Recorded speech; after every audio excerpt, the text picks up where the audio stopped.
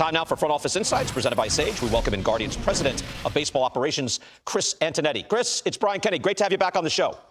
Great to be with you again, Brian. Chris, yeah, great seeing you in spring training as well. Got a real feel for your ball club. I want you, like we make assessments all the time. How do you size up your division so far, the AL Central? Well, we think it's going to continue to be a really competitive division. There are a lot of young teams in our division with great talent on their roster that are starting to take that next step in their development. So obviously we've seen the Tigers get off to a great start so far this year. And we think the Royals, we've played them 6 times already, and they're going to be a really competitive team for the balance of the season. And we also think the Twins will rebound and perform well. We saw the White Sox, their starting pitching pitch really well against us. So we think this continues to be a division on the rise. I know, Chris, when we spoke briefly in spring training, we talked about the rise of baseball ops and how small your department was and how large it is now. There's also been a coaching explosion. You have on your squad a run production coordinator, a VP of hitting, the director of defense. I love that. But besides senior VP of hitting, mental skills coach, we see a bunch here, the director of defense strategy and base running. Just explain the rise of the coaching staff and coaching system. Yeah, I think, Brian, as the game has continued to get more complex and more information has become available to us, what we're seeking to do is take that information that's available and help our players prepare and perform. And that extends both on the analytic information we get, and whether that's biomechanics or performance data, but there's also additional opportunities for coaching reps and supporting players in their work pregame. And we've tried to take an individualized approach to each of our pitchers and position players on the Major League roster to support them as best we can. And obviously the game is very different today than it was 15 or 20 years ago. Yeah, amazing. I guess, have we gotten past there used to be the baseball ops side, and then there was a liaison, maybe a ball player just off the field that understood what they were saying and then could translate for the players. Is there still a lot of that, or have we moved past that? There's still some of that. I think even in the graphic you showed there was a blur between the front office and what is considered traditional coaches. So I think what we've tried to do is break down those walls as much as we can and really try to think about how do we get the information to the players that they can use that's actionable for them to, again, support their preparation and performance. But yeah, on your roster, let's talk that for a minute. Big changes in the offseason. You did trade away the right side of your infield, Josh Naylor, Andres Jimenez, one of the top fielders in the sport. What was the overall rationale? I think, as you know, Brian, we sometimes have to make really difficult decisions to position our roster, not only for success in the short term, but in the long term. And Josh and Andres both made incredible contributions in their time with us, but we felt like it was an opportunity for us to give some guys an opportunity to go out and contribute. And Gabby Arias has done a really good job at second base for us. And we've started to see the emergence of Kyle Manzardo now that he's gotten regular reps to start the season. You're always transitioning, right? You've got to stay ahead, like a year or two ahead. That's part of it. Again, we want to do the best we can to be as competitive as we can in both the near term and long term. And they're at different junctures. We have to balance those considerations a little bit differently. Your bullpen remains elite. It was fantastic last year, one of the all-time best. What's your view of Emmanuel Clase? Unbelievable last year. Struggled in the playoffs, has struggled so far this year. Yeah, I think it's just a blip for Emmanuel. His stuff quality remains consistent.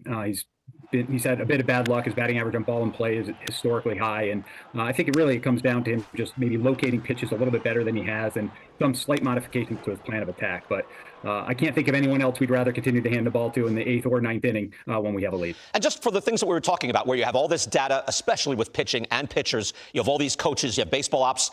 How do you attack that as if it's a problem? Or do you leave the player alone? Is it physical, or is it something that is a team approach to get after? It's definitely a team approach, but that's one of the things that remains consistent, Brian, is that we're still dealing with people that have individual psychologies and individual mentalities and need to be coached differently. And so we have an extraordinary group of coaches that really knows our player group exceedingly well and is able to help support them in the unique way that they might need. So what support for Emmanuel might look like could be very different than what support for Cade Smith might look like. But our group has had productive conversations with Emmanuel, and I have no doubt he will find his groove and be a force for us in the back end of the pen moving forward this year. And people watch the show know Cleveland is 25th in payroll. You remain competitive. You're at $102 million opening day payroll. Dodgers, Mets, Phillies, Yankees, all above 280. So we've heard the commissioner even speak about this. Commissioner has spoken about this a number of times. What's your view of the payroll list? This is the payroll just in your own division. It's a lot more close there, where you see the Twins and the Tigers are at 149, 147. Chris, from your vantage point, what is the biggest challenge? What is your view of the payroll disparity that pops up in baseball? It certainly presents challenges for us, Brian, but I think what we've tried to do is just move past that and just understand what the system in place is, and then how do we do the best we can with the realities that we have to consistently produce winning teams. And it's very difficult to do. This is a hyper-competitive industry with lots of incredibly talented front offices and coaching staffs throughout the game. So we know we have our work cut out for us to consistently be competitive. But fortunately, over the last decade or so, we found a way to be a competitive team, and that will remain our goal moving forward as long as we can. Even as regardless of whatever the system is, it's our job to find a way to compete. Yeah, it used to. Not long ago, the fat cats would make bad decisions. They're making fewer bad decisions, right? You have smarter people operating with the big money now. That's certainly been the case. There are lots of very smart, incredible front offices really throughout the game and throughout the league, and that's made what has always been a very competitive industry even more competitive. All right, Chris Antonetti is sitting over here. He says hello. I know you worked together way back in the old days. And please give Dan my best. He's a personal friend and favorite. Excellent. Chris, thank you so much. Best of luck this season. Always a pleasure speaking with you. As we celebrate another Jackie Robinson Day, you're looking at some images of the Jackie Robinson Museum in Lower Manhattan. In 1997, the number 42 was retired throughout Major League Baseball by all 30 teams. 2004 was the first annual Jackie Robinson Day. And then 5 years later, that is when all on-field personnel in 2009 started wearing the number 42 on Jackie Robinson Day. And joining us now from the Jackie Robinson Museum in New York City, our own Harold Reynolds and former big leaguer Dellin Betances. Gentlemen. Hey, thank you, Flo. What a night, what a day here. It's going to be a great day at Jackie Robinson Day. We brought the big fella with me. Yes, he's 6'8". I'm not 5'4". I am 5'10". What's up, big fella? I got you by a couple inches, but we're here. You got me for a little bit. Hey, but this is a big day. That's why I brought the big gun in, like you. It's Jackie Robinson Day. And so the first question for me is what does that mean when you hear it's Jackie Robinson Day? What's that mean to you? For me, it's one of our true heroes in baseball. Obviously, somebody that was able to break barriers to allow me to play this game. And there's a day to celebrate. You know, that's the way I see it. And then when I play, for me, April 15 was the day to, feel united as one and celebrate this game that we love because of man Jackie Robinson. Yeah, and celebrating is a great word because the players will celebrate this day by all the swag and everything else they do. I didn't get to play and wear number 42 on that day when we had Jackie Robinson. You did. So what did it mean to be a player that got to wear number 42, and what were some of the things you did to kind of decorate the uniform? So for me, that day was truly remarkable and special. We got, I was a Jordan brand ambassador at that time. Jordan athlete. I was able to kind of create my custom Jackie Robinson cleats. So they send us cool shoes, and a lot of guys would get cleats from different companies. And I think for us, just being able to show, some of the colors that he was able to wear on the field, it's like it was a day to celebrate, and everybody wearing the same number. That was pretty cool, and we kind of felt like one. And it's a day to celebrate. I mean, this guy, what he was able to do at that time was pretty remarkable. Obviously, for us, we deal with little stuff at times off the field, but I mean, this guy moved mountains to make this dream happen. Yeah, and I think that's the big story about Jackie Robinson, Flo, is that it's not just baseball. Yes, he broke the color barrier, but you talk about what was going on in the country.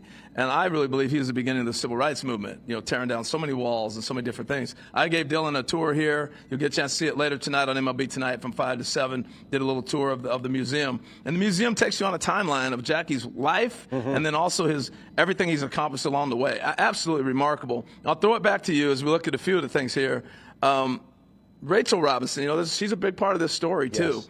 And we do not have a lot of the things that we have received or been able to see through the years if she wasn't saving these things. She was so understanding of the time that they were in and the trail that he was blazing that she hung on to a lot of their things. I got a chance to see her earlier this morning. You'll get a chance to see her in our piece a little bit. She's 102. She'll be 103 on July 19th. She looks amazing. It's an incredible story. And Jackie continues to blaze that trail. His son David is here today as well.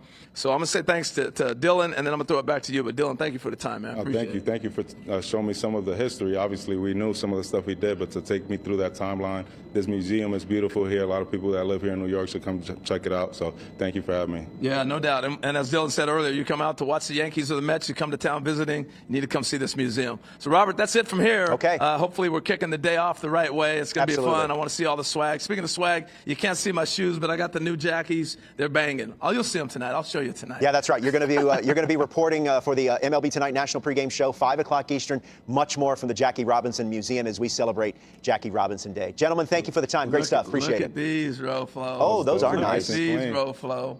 Oh, I would try those on, but they probably don't fit me. Got a 4 and a 2. Yeah, these are sweet, man. The Nike Jackie Robinson. So you got those in a 10.5 or the embroidery? You got. Yeah, that's really nice. Good stuff. Actually, a 10. Sorry, buddy. Oh, darn it. All right. Thanks a lot, guys. A reminder, Capital One has donated over $1 million to the Jackie Robinson Foundation through its Walk-Offs program, which will continue in 2025, donating $1,000 for each Capital One walk-off hit this season.